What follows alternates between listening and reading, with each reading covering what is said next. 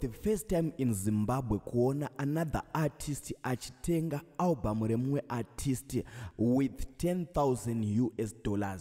Apa ndo panongoratidza ungoti baba Harare vakatendeuka zvese nemoyo even pazvito tikono vakatenga album ramukoma Mathius Mhere with a huge amount.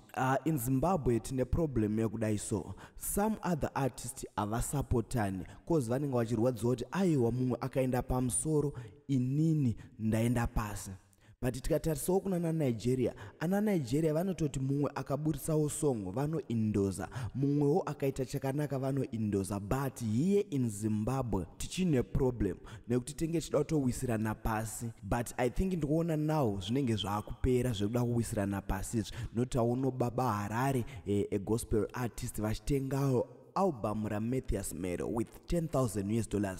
But muri Zimbabwe ndisanda kuradza ka video kacho kakatorwa ikona Uncle Saint vaenda ku album launch ya Mathius Mhere rinonzi Akati Anesu. Ndinoti kana kareke kutanga kusvika pano ndinokumbira kuti ungobaya button rekusubscribe then turn on the notification bell kuitira kuti usarasikirwe nema updates andinouya nawo pano zuva nezuva. Team of 5 so far. Right, continue. Tibore kana yoro ndobira patisha Maria. Ikashula mute.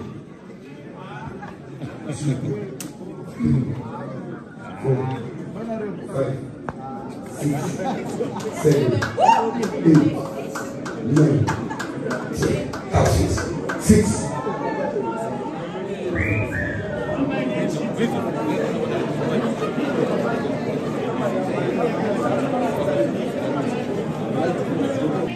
8,000.